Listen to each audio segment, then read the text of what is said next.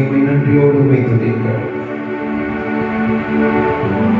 சேரக்கூடாத ஒளியில் வாசம் செய்கிறவரே,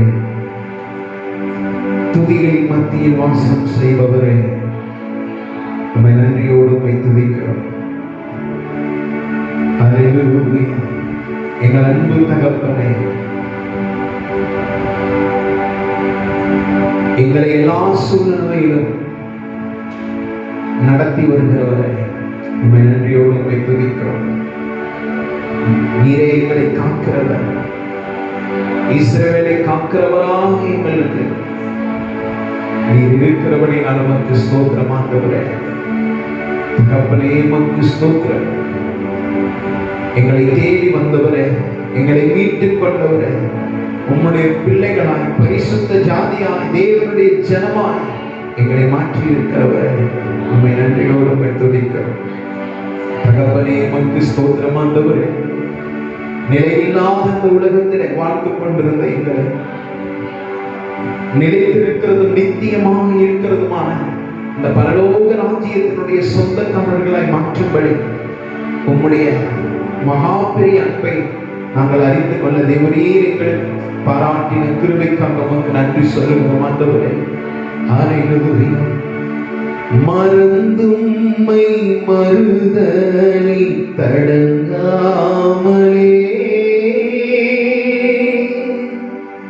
மனம் போன வழிதனில் நடந்தேனையா, மடிந்தீடும் என்னை கண்டு விரைந்தென்னருகில் வந்து மனதுருகினீரே ஐயா. மடிந்தீடும் என்னை கண்டு விரைந்தென்னருகில் வந்து மனதுருகினீரே ஐயா. நிலையில்லா உலகத்தில் அழைத்தேனையா, நினைத்தென்னை அழைத்தீரே எனதேசையா. நிலையில்லா உலகத்தில் அழைத்தேனையா, நினைத்தென்னை அழைத்தீரே எனதேசையா. எங்களை மீட்டு புது வாழ்வு தந்தார் எங்கள் அன்பு தகப்பனே. உம்மாலே நாங்கள் பிழைத்திருக்கிறோம், நிலைத்திருக்கிறோம். உமக்கு நன்றி சொல்லுகிறோம். தொடர்ந்து நீர் எங்களை நடத்திருக்கிறார். சகல துதிகள் மகிமை ஒவ்வொருவருக்கே செலுத்துகிறோம். எங்கள் கர்த்தரும் இரட்சகருமாக இயேசுவின் நாமத்தில் பிதாவே, ஆமென். ஆளுகை செய்பவரே, அபிஷேகம் தருபவரே, ஆராதனை உமக்கு ஆராதனை. ஸ்தோத்திரம். அழகில் சிறந்தவரே ஆராதனை, அன்பின் பிறப்பிடமே ஆராதனை.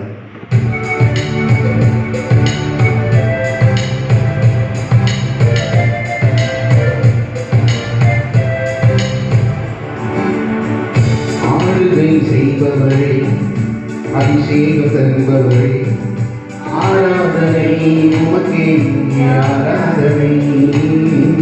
ஆளுகை செய்பவரே, அபிஷேகம் தருபவரே, ஆராதனை உமக்கே ஆராதனை.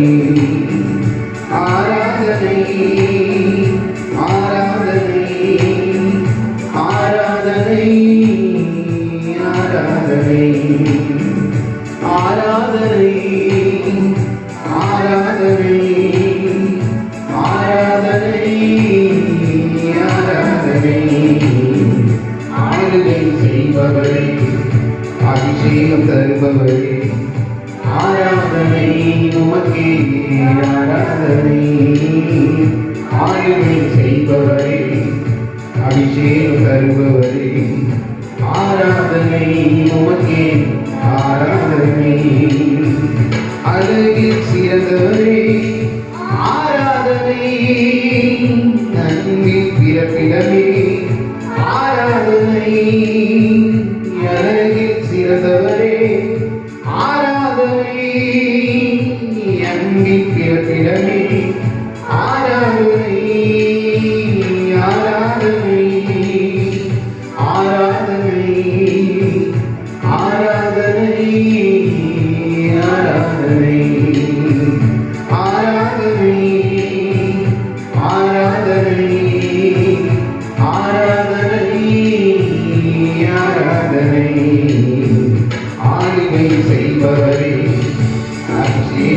தருபவரே ஆராதனை உமக்கே ஆராதனை ஆளுகை செய்பவரே அபிஷேகம் தருபவரே ஆராதனை உமக்கே ஆராதனை வாழ்க்கையின் ஆதாரமே ஆராதனை வாழ்வெல்லாம் காப்பவரே ஆராதனை வாழ்க்கையின் ஆதாரமே ஆராதனை வாழ்வெல்லாம் காப்பவரே ஆராதனை ஆராதனை ஆராதனை ஆராதனை ஆராதனை ஆராதனை ஆராதனை ஆராதனை ஆளுகை செய்பவரே அபிஷேகம் தருபவரே ஆராதனை உமக்கே ஆராதனை ஆளுகை செய்பவரே அபிஷேகம் தருபவரே ஆராதனை உமக்கே ஆராதனை ஏக்கங்கள் தீர்ப்பவரே ஆராதனை எல்லாம் தருபவரே ஆராதனை ஏக்கங்கள் தீர்ப்பவரே ஆராதனை எல்லாம் தருபவரே ஆராதனை ஆராதனை ஆராதனை ஆராதனை ஆராதனை ஆராதனை ஆராதனை ஆராதனை ஆளுகை செய்பவரே அபிஷேகம் தருபவரே ஆராதனை உமக்கே ஆராதனை ஆளுகை அபிஷேகம் தருபவரே ஆராதனை உமக்கே ஆராதனை தாய் போல அணைப்பவரே ஆராதனை தகப்பனாய் சுமப்பவரே ஆராதனை தாய் போல ஆராதனை தகப்பனாய் சுமப்பவரே ஆராதனை ஆராதனை ஆராதனை ஆராதனை ஆராதனை ஆராதனை ஆராதனை ஆராதனை ஆளுகை செய்பவரே அபிஷேகம் தருபவரே ஆராதனை உமக்கே ஆராதனை ஆளுகை செய்பவரே அபிஷேகம் தருபவரே ஆராதனை உமக்கே ஆராதனை ஆராதனை ஆராதனை ஆராதனை ஆராதனை ஆராதனை ஆராதனை ஆராதனை ஆராதனை நல்லவரே உம்மை துதிக்கிறோம் பிரகாசிக்கிற பேரொழியே உம்மை ஸ்தோத்திரிக்கிறோம் விடிவெள்ளி நட்சத்திரமே உம்மை மகிமைப்படுத்துகிறோம் ஆண்டவரே வாழ்க்கையின் ஆதாரமே ஆராதனை வாழ்வெல்லாம் காப்பவரே ஆராதனை வாழ்க்கையின் ஆதாரமே ஆராதனை வாழ்வெல்லாம் காப்பவரே ஆராதனை ஆராதனை ஆராதனை ஆராதனை ஆராதனை ஆராதனை ஆராதனை ஆராதனை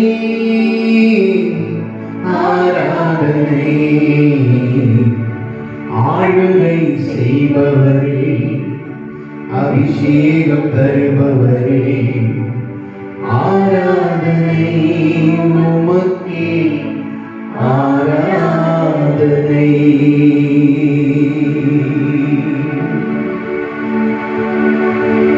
நல்லவரே, வல்லவரே,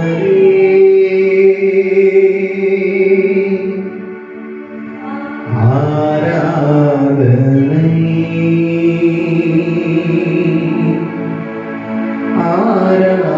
ஆராதனை. நல்லவரே,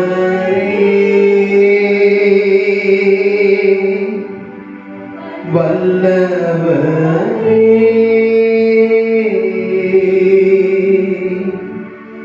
ஆராதனை,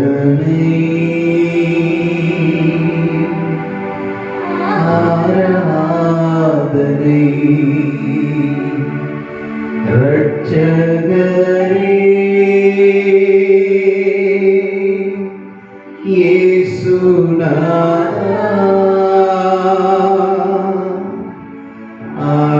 ஆராதனை,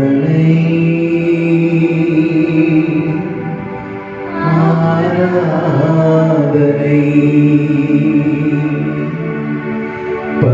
பரிசுத்தரே,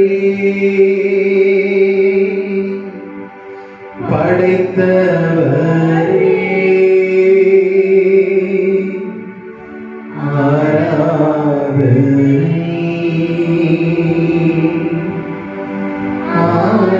ஆராதனை. எங்கள் அன்பு தகப்பனே, எங்கள் வாழ்க்கையின் ஒளிமையுமே நன்றியோடு தொடர்ந்து எங்களை நடத்தும் பரிசுத்த தெய்வமே, உமது வார்த்தைகள் எங்கள் வாழ்க்கையின் பலனாய், எங்கள் வாழ்க்கையில் ஒளியாய், எங்கள் பாதைக்கு தீபமாய் இருக்கிறபடி நாம் நமக்கு நன்றி சொல்லுகிறோம். இந்த மாலை வேளையில் எங்களுக்கு தேவையான வார்த்தை கற்றுத்தார்.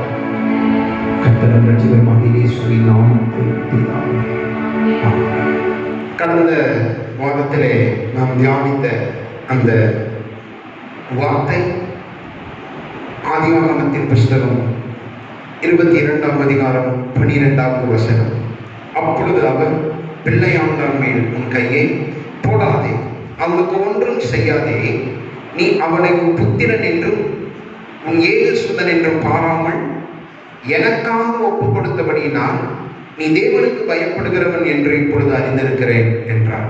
இந்த வார்த்தையில தான் நம்ம கடைசியாக நாம் தியானித்து கடந்த வேத பாட வகுப்பை நாம் முடித்தோம். ஸ்தோத்திரம். ஆதியாகமத்தின் புஸ்தகம் 22ஆம் அதிகாரம் 2வது வசனத்திலேக்கும் 12வது வசனத்திற்கும் ஈசாக்கை குறித்த அந்த வித்தியாசத்தை நாம் பார்த்தோம். அல்லேலூயா. 2வது வசனத்திலே நேசகுமாரனாகிய ஈசாக்கை என்று சொல்லுகிறார். இந்த 12வது வசனத்திலே அந்த நேசகுமாரன் என்கிற அந்த வார்த்தையை சொல்லாமல், உன் நேசத்தை நீ எதை ரொம்ப விரும்புகிறையோ அதை எனக்காக ஒப்பு கொடுத்தபடினார். அல்லேலூயா, ஸ்தோத்திரம். அதாவது கிரியினாலேயே ஆபிரகாம் நீதிமானாக்கப்பட்டார் என்று சொல்லி வாசித்தபடி, ஸ்தோத்திரம், ஈசாக்கை கர்த்தருக்கென்று பலி கொடுக்கவில்லை, ஆனால் தேவனுக்கென்று முழு இதயத்தோடு ஒப்பு கொடுத்த அந்த கிரியே தேவனுக்கு முன்பதாய் மேன்மை உள்ளதாய் இருந்தது. அல்லேலூயா, ஸ்தோத்திரம். இந்த விஷயத்திலே ஆபிரகாமுடைய கீழ்ப்படிதலை தேவன் மேன்மைப்படுத்தி பேசுகிறார். அல்லேலூயா, ஸ்தோத்திரம். தன்னுடைய வாழ்க்கையிலே, ஸ்தோத்திரம், தன்னை அழைத்த தேவனுக்கு, தன்னை நடத்துகிற தேவனுக்கு தன்னை முற்றும் முடிய கீழ்ப்படுத்தி அவருடைய வார்த்தைக்கு அப்படியே தன்னை அர்ப்பணிக்கிற ஒரு தெய்வ மனிதனாய் ஆபிரகாம் இருந்தார் என்பதை அநேக இடங்களிலே தேவன் ஆபிரகாமை குறித்து சாட்சியிடுகிறார். அல்லேலூயா, ஸ்தோத்திரம். கடந்த வாரத்துல ஒரு சில காரியங்களை நாம பார்த்தோம். இதுல ஆபிரகாமுடைய கீழ்ப்படிதல் அந்த காரியங்களை நாம தியானித்துட்டு அடுத்த வசனத்திற்குள்ளாக நாம பார்க்கலாம். ஸ்தோத்திரம். கீழ்ப்படிதலே மேற்படி என்கிற காரியத்தை நாம் எல்லாருமே அறிந்திருக்கிறோம். அல்லேலூயா. ஒரு மனிதனுடைய கீழ்ப்படிதலினாலே என்று ஸ்தோத்திரம் இயேசுவை குறித்து சொல்லப்படுகிறதை வேதத்திலிருந்து நாம் பார்க்கிறோம். அப்ப கீழ்ப்படுகிற காரியம் அது எவ்வளவு பெரிய ஆசீர்வாதத்தை கொண்டு வரும் என்பது இந்த வேத வசனங்களின் மூலமாய் நாம் அறிந்து கொள்ள முடிகிறது. அல்லேலூயா. ஸ்தோத்திரம். தன்னுடைய வாழ்க்கையில எந்த ஒரு ஸ்தோத்திரம் நன்மையும் காணாமல், எந்த ஒரு ஆசீர்வாதமும் இல்லாமல் வாழ்ந்து கொண்டிருந்த 75 வரை வாழ்ந்து கொண்டிருந்த ஆபிரகாமுடைய வாழ்க்கையிலே தேவன் ஒரு மிகப்பெரிய காரியத்தை, மிகப்பெரிய ஒரு திட்டத்தை வைத்து அழைத்த ஆபிரகாமினுடைய அந்த வாழ்க்கை தன்னை அழைத்த தேவனுக்கு எந்த விதத்திலேயும் ஸ்தோத்திரம் கீழ்ப்படியாமல் இல்லை. கீழ்ப்படிந்து தன்னுடைய வாழ்க்கையை தேவனுக்கு என்று ஒப்புக் கொடுத்தார். அல்லேலூயா. ஸ்தோத்திரம். பாருங்க, ஈசாக்கு கிட்ட சொல்றாரு இந்த காரியத்தை. ஆதியாகமத்தின் புஸ்தகம் 26ஆம் அதிகாரம் 4வது வசனம். ஆதியாகமத்தின் புஸ்தகம் 26ஆம் அதிகாரம் 4வது வசனம். ஆபிரகாம் சொல்லுக்கு கீழ்ப்படிந்து, கவனிங்க, ஆபிரகாம் மரித்தாயிற்று. ஸ்தோத்திரம். மரித்து தன்னுடைய வாழ்க்கையை ஈசாக்கு வாழ்ந்து கொண்டிருக்கிறதான நேரத்திலே ஒரு இக்கட்டின் சூழ்நிலை, அந்த தேசத்திலே பஞ்சம் வருகிறது. அந்த சூழ்நிலையிலே ஈசாக்கு என்ன செய்ய வேண்டும் என்கிறதான காரியத்தை ஆபிரகாமுடைய வாழ்க்கையை சாட்சியை சொல்லி ஈசாக்குக்கு ஒரு சில ஆலோசனைகளையும் கட்டளைகளையும் சொல்லுகிறார். அதுதான் இந்த வேத பகுதி. ஆபிரகாம் என் சொல்லுக்கு கீழ்ப்படிந்து என் விதிகளையும் என் கற்பனைகளையும் என் நியமங்களையும் பிரமாணங்களையும் கைக்கொண்டபடியால், கவனிங்க, தன்னுடைய வார்த்தைக்கு ஆபிரகாம் கீழ்ப்படித்ததை ஆபிரகாமுடைய சந்ததியான ஈசாக்குக்கு அதை ஞாபகப்படுத்துகிறார். அல்லேலூயா. அதை சொல்லுகிறார். ஸ்தோத்திரம். அழைத்த நாள் முதல் கொண்டு மரண பரியந்தம் அவர் அழைத்த தேவனுக்கு எப்படி கீழ்ப்படிந்தார் என்கிற காரியத்தை, என் சொல்லுக்கு கீழ்ப்படிந்து என் விதிகளையும் என் கற்பனைகளையும் என் நியமங்களையும் என் பிரமாணங்களையும் கை கொண்டார். அதனால இப்படிப்பட்டதான ஒரு ஆசீர்வாதத்தை தருவன்னு சொல்லி கீழே சொல்ற. அல்லேலூயா. ஸ்தோத்திரம். ஒரு மனிதனுடைய கீழ்ப்படிதல் அது அந்த சந்ததிக்கு ஆசீர்வாதத்தை கொண்டு வருகிறது என்கிற காரியத்தை பார்க்க முடியும். அன்பு தேவ பிள்ளைகளே, இன்றைக்கு குடும்ப தலைவர்களாய், குடும்ப தலைவிகளாய் இருக்கிற நாம ஸ்தோத்திரம் தேவனுடைய வார்த்தைக்கு கீழ்ப்படியும் போது அந்த கீழ்ப்படிதலினால் உண்டாகிற ஆசீர்வாதம் நம்முடைய சந்ததி அதை அனுபவிக்கும். அல்லது நம்முடைய சந்ததி நம்முடைய கீழ்ப்படிதலினுடைய அந்த நன்மையை அவர்கள் தங்களுடைய வாழ்க்கையில என்ன பண்ணுவாங்க? அனுபவிப்பாங்க. அல்லேலூயா. அப்ப கீழ்ப்படிதல் ஒவ்வொரு மனிதனுடைய வாழ்க்கையிலும் அவசியமான ஒன்றாக இருக்கிறது. அன்பு தேவ பிள்ளைகளே, உங்களையும் என்னையும் தேவன் அழைத்த நாள் முதல் கொண்டு அவருடைய வசனங்களுக்கும் அவருடைய நியமங்களுக்கும் அவருடைய வார்த்தைகளுக்கும் நாம் கீழ்ப்படிந்திருந்தோம். ஆனால் இன்றைக்கு நம்முடைய வாழ்க்கை கர்த்தருக்குள்ளே மிகவும் ஆசீர்வாதமான ஒன்றாக இருந்திருக்கும். அல்லேலூயா. ஸ்தோத்திரம். அன்பு தேவ பிள்ளைகளே, கீழ்ப்படிய தேவன் நம்மோடு கூட பேசுகிற ஒரு தேவனாக இருக்கிறார். அல்லேலூயா. ஸ்தோத்திரம். சொல்லுக்கு கீழ்ப்படிந்தபடியினால், அப்ப அவருடைய வார்த்தைக்கு கீழ்ப்படிய நம்மை அடுத்தடுத்த நிலைக்கு, அந்த கீழ்ப்படிதலுக்கு தேவன் நம்மை நடத்தி கொண்டு போவார். அல்லேலூயா. அன்பு தேவ பிள்ளைகளே, ஆகையினாலே கீழ்ப்படிதல் என்பது நம்முடைய வாழ்க்கையில மிக மிக முக்கியம். நம்முடைய பிள்ளைகள் நமக்கு கீழ்ப்படிய வேண்டும் என்று சொல்லி நாம் என்ன பண்றோம்? எதிர்பார்க்கிறோம். அல்லேலூயா. கீழ்ப்படியலைன்னா நமக்கு ஸ்தோத்திரம் மிகவும் வருத்தமா இருக்கிறது. அது மிகவும் நமக்கு கஷ்டமா இருக்கிறது. அல்லேலூயா. அன்பு தேவ பிள்ளைகளே, ஸ்தோத்திரம். உங்களையும் என்னையும் தேவன் ஸ்தோத்திரம் விலைக்கிரயம் கொடுத்து வாங்கினார். அல்லேலூயா. அன்பு தேவ பிள்ளைகளே, ஆபிரகாமுடைய அழைப்பு எப்படிப்பட்டது என்றால், ஸ்தோத்திரம் அழைத்தால் என்ன பண்ணார்? ஆபிரகாம் வந்தார். அன்பு தேவ பிள்ளைகளே, நீங்களும் நானும் ஆபிரகாமை போல அழைக்கப்படவில்லை. அல்லேலூயா.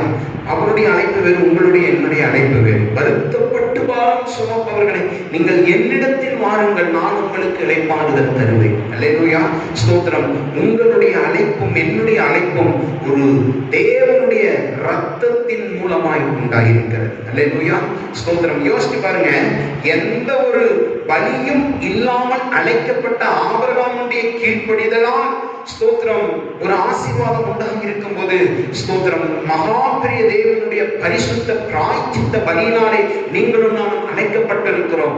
நம்முடைய கீழ்ப்படிதலினால் எவ்வளவு பெரிய ஆசீர்வாதத்தை நாம் பெற்றுக்கொள்ள முடியும். அல்லேலூயா. எத்தனை பேருக்கு புரிகிறது? ஆபிரகாமுடைய அழைப்பு ஸ்தோத்திரம் தேவன் வாங்கினால அழைத்தார். அல்லேலூயா. ஆனால் உங்கள் அழைப்பும் என்னுடைய அழைப்பும் ஸ்தோத்திரம் அவருடைய பரிசுத்த ரத்தத்தின் மூலமாய் நமக்கு அழைப்பு வந்திருக்கிறது. அல்லேலூயா. நாம் அழைக்கப்பட்டிருக்கிறோம். அன்பு தேவ பிள்ளைகளே, ஆகையினாலே எந்த அளவிற்கு தேவனுடைய வார்த்தைக்கு கீழ்ப்படிய முடியுமோ அந்த அளவிற்கு கீழ்ப்படிந்து தேவனுக்கு மகிமையாக, தேவனுக்கு சாட்சியாக வாழ தேவன் நமக்கு உதவி செய்வாராக. அல்லேலூயா. ஸ்தோத்திரம். தேவனுக்கு முன்பாக கீழ்ப்படிதலே உத்தமமாய் இருக்கிறது. அல்லேலூயா. கீழ்ப்படிதலே உத்தமமாய் இருக்கிறது. அதனாலதான் ஒரு நேரம் கர்த்தர் ஆபிரகாம் கிட்ட சொல்றாரு, நீ எனக்கு முன்பதாய் நடந்து கொண்டு உத்தமமாயிரு. அல்லேலூயா. ஸ்தோத்திரம். அந்த கீழ்ப்படிதல் மிகவும் தேவனுக்கு முன்பாக உத்தமமாய் இருக்கிறது. அல்லேலூயா. ஸ்தோத்திரம். யோசிச்சு பாருங்க, யோனாவுடைய புஸ்தகத்துல ஸ்தோத்திரம் எல்லாம் கீழ்ப்படியுது. காற்று கீழ்ப்படியுது, கடல் கீழ்ப்படியுது, பூச்சி கீழ்ப்படியுது, அவர் உண்டாக்கின சிருஷ்டிப்புகள் எல்லாம் கீழ்ப்படியுது. ஆனால் தன்னுடைய நாமம் தரிக்கப்பட்ட அந்த தீர்க்கதரிசி என்ன பண்றதுங்க? அவருடைய வார்த்தைக்கு கீழ்ப்படியல. அல்லேலூயா. அன்பு தேவ பிள்ளைகளே, உங்களுக்கு எனக்கு அவருடைய நாமம் தரிக்கப்பட்டிருக்கிறது. உலகத்தில் இருக்கிற சிருஷ்டிப்புகள் எல்லாம் கீழ்ப்படியும் போது, அல்லேலூயா, உங்களுக்காகவும் எனக்காகவும் கல்வாரி சிலுவிலே தம்முடைய ஜீவனை கொடுத்த அந்த தேவனுடைய வார்த்தைக்கு எவ்வளவாய் நாம் கீழ்ப்படிய வேண்டும். அல்லேலூயா. ஸ்தோத்திரம். அன்பு தேவ பிள்ளைகளே, இந்த கீழ்ப்படிதலிலே நாம் ஸ்தோத்திரம் இன்னும் அதிகமாய் கீழ்ப்படியத்தக்கதான ஒரு ஜீவியம் நம்மிடத்திலே காணப்பட தேவன் உதவி செய்வாராக. அல்லேலூயா. ஸ்தோத்திரம். அன்பு தேவ பிள்ளைகளே, ஸ்தோத்திரம். கீழ்ப்படிதல் தான் தேவன் விரும்புகிற காரியம். கீழ்ப்படியாம நம்ம செய்யற எந்த காரியத்தின் மேலேயும் தேவன் எப்படிப்பட்டவராய் இல்லை, பிரியமானவராய் இல்லை. அல்லேலூயா. நம்முடைய கீழ்ப்படிதலினால் உண்டாகிற வாழ்க்கையே தேவனுக்கு எப்படிப்பட்டதாக இருக்கிறது? பிரியமுள்ளதாக இருக்கிறது. அல்லேலூயா. அது இல்லாம நாம செய்கிற எந்த பலியோ, எந்த காணிக்கையோ, எந்த ஒரு காரியமோ கர்த்தருக்கு முன்பதா எப்படி இல்லைன்னா ஸ்தோத்திரம் அது பிரியமுள்ளதாக இல்லை. அல்லேலூயா. அதற்கான வேத வசன ஆகாரம் நம்ம எல்லாருக்கும் தெரிந்த வேத பகுதி தான் 1 சாமுவேலின் புஸ்தகம் 15ஆம் அதிகாரம் 22வது வசனம். 1 சாமுவேலின் புஸ்தகம் 15ஆம் அதிகாரம் 22வது வசனம். அதற்கு சாமுவேல் கர்த்தருடைய சத்தத்திற்கு கீழ்ப்படிகிறதை பார்க்கிறோம். கவனிங்க, தன்னால் உண்டாக்கப்பட்ட, தன்னால் தெரிந்து கொள்ளப்பட்ட ஒரு ராஜா தன்னை உண்டாக்கின தேவனுக்கு என்ன பண்ணல? கீழ்ப்படியல. அல்லேலூயா. அப்ப சாமுவேல் தீர்க்கதரிசி சொல்லுகிற காரியம் தான் இது. வாசிக்கலாம். அதற்கு சாமுவேல் கர்த்தருடைய சத்தத்திற்கு கீழ்ப்படிகிறதை பார்க்கிலும் சர்வாங்க தகனங்களும் பலிகளும் கர்த்தருக்கு பிரியமாய் இருக்குமோ? அப்ப எதுதான் தேவனுக்கு பிரியம்? என்னுடைய வாழ்க்கையில கர்த்தருடைய நியமம், கர்த்தருடைய வார்த்தை, கர்த்தருடைய சத்தம், கர்த்தருடைய விதி, கர்த்தருடைய பிரமாணம் எனக்கு எதை சொல்லுகிறதோ அதை அப்படியே என் வாழ்க்கைக்கு கீழ்ப்படுகிறது தான் தேவனுக்கு பிரியமா இருக்கிறது. என் வாழ்க்கையில அதை அப்படியே நான் கீழ்ப்படுத்துறதா தேவனுக்கு பிரியமா இருக்கிறது. அன்பு தேவ பிள்ளைகளே, நாம என்ன நினைக்கிறோம்? ஸ்தோத்திரம். நம்ம செய்யற ஆராதனை, நம்ம செலுத்துகிற காணிக்கை, செலுத்துகிற பலி, இவைகளை காட்டிலும் எதன் மேலே தேவன் பிரியமுள்ளவராய் இருக்கிறார்? நம்முடைய கீழ்ப்படிதலிலே தேவன் பிரியமுள்ளவராய் இருக்கிறார். அல்லேலூயா. ஒரு சிறிய கீழ்ப்படிதல் ஒரு பெரிய ஆசீர்வாதத்தை நம்முடைய வாழ்க்கையை கொண்டு வரும். அல்லேலூயா. அல்லேலூயா. இந்த கீழ்ப்படிதல் இருக்கிற தேவ பிள்ளையினுடைய வாழ்க்கையிலே ஒருபோதும் தேவனுடைய நன்மை குறைவுபடுவதில்லை. அல்லேலூயா, ஸ்தோத்திரம். அதனால கீழ்ப்படிகிறத காட்டிலும் அதுக்கு மேல நாம கர்த்தருக்காக செய்யறேன் அப்படிங்கிற எந்த ஒரு காரியமும் தேவனுக்கு எப்படி கிடையாது, பிரியமா இருக்கிறது கிடையாது. அதனாலதான் பிரசங்கில இப்படியாக ஒரு வார்த்தை சொல்லப்படுகிறது.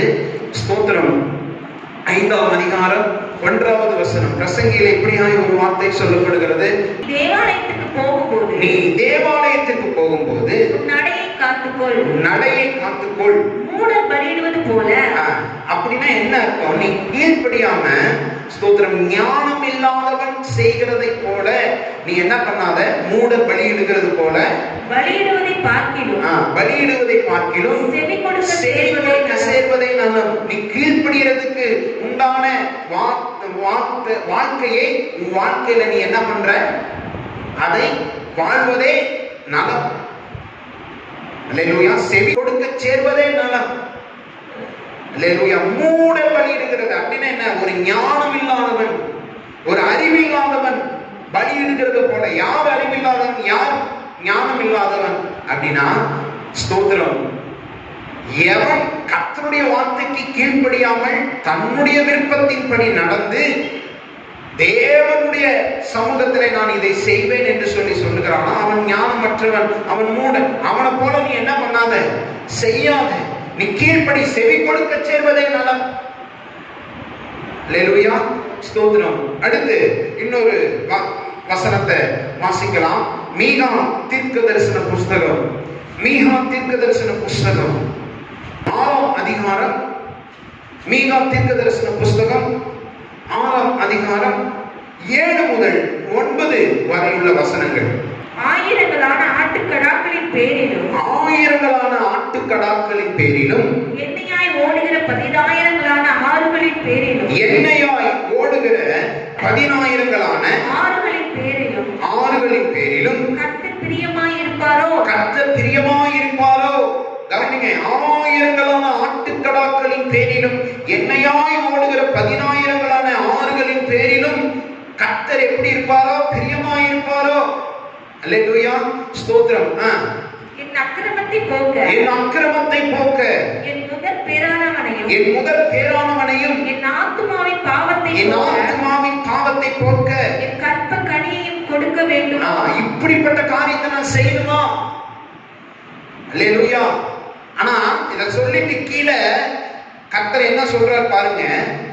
மனுஷனே, மனுஷனே, நன்மை என்னவென்று அவர் உனக்கு அறிவித்திருக்கிறார். நன்மை என்னவென்று அவர் உனக்கு அறிவித்திருக்கிறார். இஸ்ரவேல் ஜனங்கள்ட்ட ஆண்டவர் சொல்லும்போது, உனக்கு முன்பாக நான் ஜீவனையும் வைக்கிறேன், மரணத்தையும் வைக்கிறேன், உனக்கு முன்பாக நான் நன்மையும் வைக்கிறேன், தீமையும் வைக்கிறேன், இவைகளை நீ எதை தெரிந்து கொள்ளுகிறாயோ அதன்படி உன் வாழ்க்கை இருக்குன்னு சொல்லி கர்த்தர் சொல்றார். அல்லேலூயா. மனுஷனே, நன்மை இன்னதென்று அவர் உனக்கு அறிவித்திருக்கிறார். எது? அவருடைய வார்த்தை. நன்மை என்னதென்று அந்த இடத்துல நன்மைகள் என்று சொல்லப்படவில்லை. என்ன சொல்லப்படுது? நன்மை. ஒன்னே ஒண்ணுதான் நன்மை. அது எது? அவருடைய வார்த்தை. நன்மை என்னதென்று உனக்கு அறிவித்திருக்கிறார். நியாயம் செய்து. அப்படின்னா என்ன அர்த்தம்? கர்த்தருடைய வார்த்தையின்படி நடந்து, கர்த்தருடைய வார்த்தையில் சொல்லப்பட்ட இரக்கத்தை சிநேகித்து, தேவனுக்கு முன்பாக எத்தனை பெரிய மேன்மை ஆசீர்வாதம் வாழ்க்கையில வந்தாலும், அல்லது எவ்வளவு பெரிய ஞானமானாய் நீ இருந்தாலும், உன் தேவனுக்கு முன்பாக மனத்தாழ்வாய் நடப்பது. அப்படின்னா என்ன? கீழ்ப்படிந்து நடக்கிறது. அல்லேலூயா. மனத்தாழ்மையாய் கீழ்ப்படிந்து அவர் என்ன சொல்லுகிறாரோ அந்த வார்த்தைக்கு கீழ்ப்படிந்து நடப்பதை அல்லவா தேவனிடத்தில் கேட்கிறார். வேற என்னத்தை ஆண்டவரிடத்தில் கேட்கிறார்? மனுஷனை நன்மை இன்னதென்று அவருக்கு அறிவித்திருக்கிறார். நியாயம் செய்து இரக்கத்தை சிநேகித்து உன் தேவனுக்கு முன்பாக கீழ்ப்படிந்து நடப்பதை அல்லாமல், மனத்தாழ்மையாய் நடப்பதை அல்லாமல் வேறே எண்ணத்தை கர்த்தர் உன்னிடத்தில் கேட்கிறார். கர்த்தருடைய சத்தம் நகரத்தை நோக்கி, ஜனத்தை நோக்கி கூப்பிடுகிறது. ஞானமுள்ளவன் உம்முடைய நாமத்தை மதிப்பான். அல்லேலூயா. அப்படின்னா என்ன அர்த்தம்? உம்முடைய வார்த்தைக்கு செவி கொடுப்பான். யாரு? ஞானமுள்ளவன். அல்லேலூயா. ஞானமுள்ளவன் உம்முடைய வார்த்தைக்கு கீழ்ப்படிவான். கீழே சொல்லி சொல்றார் பாருங்க. மிலாற்றுக்கும் அதை நியமித்தவருக்கும் செவி கொடுங்கள். அப்படின்னா என்ன அர்த்தம்? இதை செய்யாம போன பின்னாடி என்ன இருக்கு? தண்டனை இருக்கு. மிலாறு என்பது சவுக்கு. அல்லேலூயா.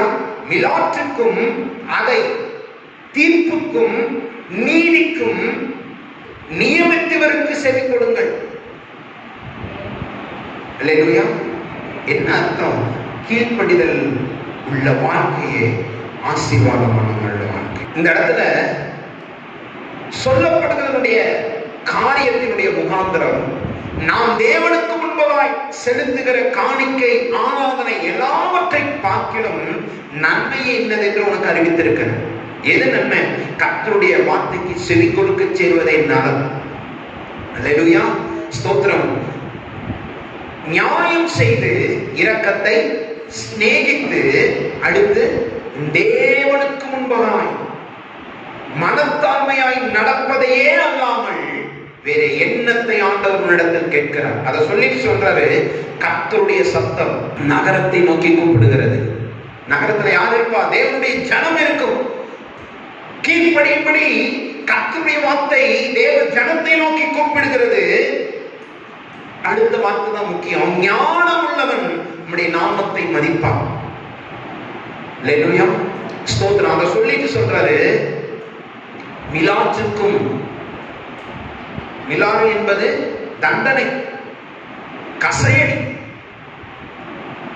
அடுத்து அதை நியமித்தவருக்கும் தீர்ப்பு செய்கிற அந்த தேவனுக்கு நீங்க என்ன பண்ணுங்க? செவி கொடுங்க. அப்படின்னா என்ன அர்த்தம்? கீழ்ப்படியுங்க. அல்லேலூயா. அல்லேலூயா. அன்பு தேவ பிள்ளைகளே, தேவனுக்கு கீழ்ப்படுகிறதை தவிர நம்முடைய வாழ்க்கையில வேறு எதுவும் முக்கியமானது அல்ல. அல்லேலூயா. யோசிச்சு பாருங்க. ஒரு அலுவலகத்துல வேலை செய்யற ஒரு மனிதன் தனக்கு மேலுள்ள அதிகாரத்திற்கு என்ன பண்றாரு? கீழ்ப்படுகிறார்.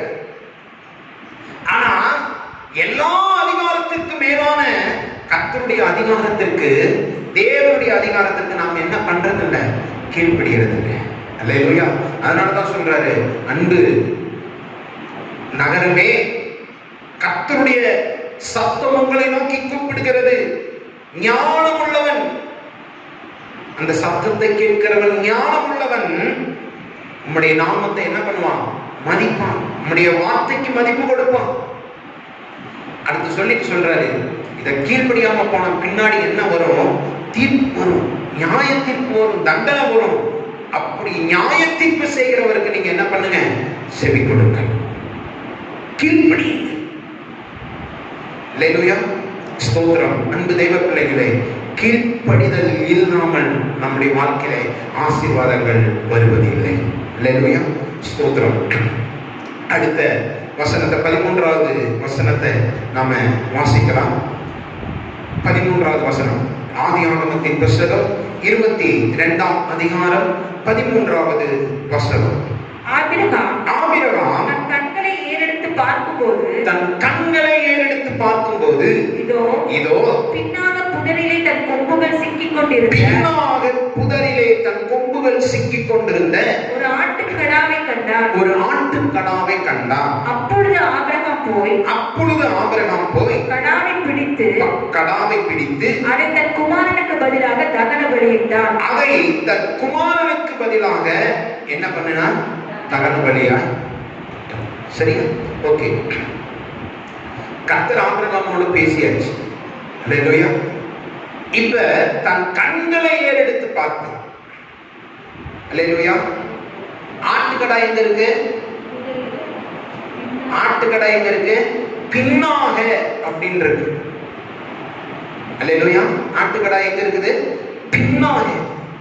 அன்பு தேவ பிள்ளைகளே, தேவன் நமக்கு ஆயத்தம் பண்ணினவைகள், அல்லேலூயா, எப்ப நமக்கு அது கிடைக்கும்? எப்ப நமக்கு அது நம்முடைய கரங்களுக்கு அனுகூலமாகும்னா நம்முடைய கண்களை ஏறெடுத்து பார்க்கும்போது மாத்திரமே. அல்லேலூயா. அல்லேலூயா. இந்த வசனத்தை கொஞ்சம் நாம தியானிப்போம். ஸ்தோத்திரம். பின்னாக புதரிலே ஒரு ஆட்டுக்கடாவை, சரி, உதாரணத்துக்கு ஒரு வேலியில ஒரு ஆடு மாட்டிக்கிச்சுன்னா அந்த ஆடு கத்துமா கத்தாதா? அல்லேலூயா. ஆடு கத்துமா கத்தாதா? கத்தும். ஆனா அவர் வந்தா அழிவிடத்தை உண்டாக்குனார், அதுக்கு மேல கட்டையை அடுக்கினார், அதுக்கு மேல ஈசாக்கு கடத்தினார், அதுக்கு அப்புறம் வெட்டுறதுக்கு கத்தி எடுத்தார். இத்தனை நேரம் வரைக்கும் அந்த ஆடு என்ன பண்ணல? சத்தமே கொடுக்கல. அல்லேலூயா. நல்லா தெரிஞ்சுக்கோங்க,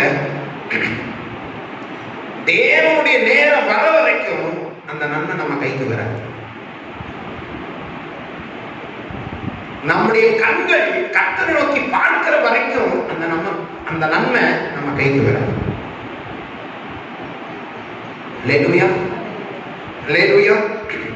ஸ்தோத்திரம். கவனிங்க, எப்படி கர்த்தர் சிங்கத்தின் வாயை கட்டினாரோ அந்த நேரம் வர வரைக்கும் அந்த ஆட்டோட வாயை ஆண்டவர் கட்டிட்டார். அல்லேலூயா. அல்லேலூயா. அன்பு தேவ பிள்ளைகளே, மறைந்திருக்கிற நன்மை எப்ப நம்ம கைக்கு அனுகூலமாகும் தெரியுமா? நம்முடைய கண்கள் கர்த்தரை நோக்கி பார்க்கும்போது. பின்னாக புதரிலே தன் கொம்புகள் சிக்கிக் கொண்டிருந்த ஒரு ஆட்டுக்கடாவை கண்டார். அல்லேலூயா. அல்லேலூயா. யோசிச்சு பாருங்க, நான் குறிக்கும் இடத்துல நீ போய் என்ன பண்ண? பலியிடு. அல்லேலூயா. அது ஏன் அந்த இடத்துல ஆடு கிடைச்சதுன்னா அது தேவன் குறித்திருந்த இடம். வேற இடத்துக்கு இருந்தா அந்த ஆடு கிடைச்சிருக்க. அந்த இடத்துல ஆடு கிடைத்ததனுடைய முகாந்திரம் என்ன? தேவன் குறித்து வைத்திருந்த இடம். அல்லேலூயா. அல்லேலூயா. ஸ்தோத்திரம். கவனிங்க, இப்படி ஒரு ஊழியக்காரர் சொன்னாரு, தகப்பனும் மகனும் ஒரு புறத்தில் ஏறி வர இந்த ஆட்டுக்கடா மறுபுறத்தில் ஏறி வந்தது. அல்லேலூயா. அது கொஞ்சம் அப்படியே தியானிச்சு பாருங்களேன். அந்த நேரம் வரைக்கும் அந்த ஆடு புதரிலே தன் கொம்புகள் சிக்கிக் கொண்டிருந்த அந்த ஆட்டுக்கடா என்ன பண்ணல? தன் வாயே திறக்க. அல்லேலூயா. அல்லேலூயா. பின்னாக இருப்பது மறைந்திருக்கிற நன்மை, மறைந்திருக்கிற ஆசீர்வாதம் என் கைக்கு வரணும். அல்லேலூயா. யோசிச்சு பாருங்க, 13வது வசனத்துல ஆபிரகாம் தன் கண்களை ஏறெடுத்து பார்க்கும் போது மட்டும்தான் பின்னாக இருந்த அந்த ஆட்டுக்கடா கண்ணுக்கு தெரிஞ்சது. அல்லேலூயா. அல்லேலூயா. அதாவது ஒப்பு கொடுத்த உடனே அந்த கிரியின் நிமித்தம் நீதிமானாக்கப்பட்டாச்சு. ஆனா ஒரு ஆட்டுக்கடா ஈசாக்குக்காக என்ன பண்ணப்படணும்? பலியிடப்படணும். அல்லேலூயா. இது நிறைய புதிய பாட்டிற்கு நிழலா இருக்கிறது. நாம இப்ப அதை பார்க்கல. அல்லேலூயா. பலிபீட வாழ்க்கை, நம்முடைய ஜெப வாழ்க்கை. அல்லேலூயா. ஸ்தோத்திரம். கவனிங்க, அந்த இடத்தில் இன்னொரு காரியம் செய்யப்பட வேண்டும். செய்வதற்கு ஆபிரகாமுக்கு தேவன் ஏற்கனவே ஆயத்தப்படுத்தி வைத்திருந்த ஆடு. அல்லேலூயா. அல்லேலூயா. கவனிங்க, அந்த வார்த்தை கவனிங்க. இதோ பின்னாக புதரிலே தன் கொம்புகள் சிக்கிக் கொண்டிருந்த ஒரு ஆட்டுக்கடாவை கண்டான். எப்பொழுது? தன் கண்களை ஏறெடுத்து பார்த்தபோது. அல்லேலூயா. அதே போல முன்னாடி பாருங்க, தேவன் குறித்த இடம் எதுன்னு தெரியும் சொல்லி ஆபிரகாமுக்கு தெரியாது. ஆனா 3வது நாளிலே தன் கண்களை ஏறெடுத்து பார்த்து.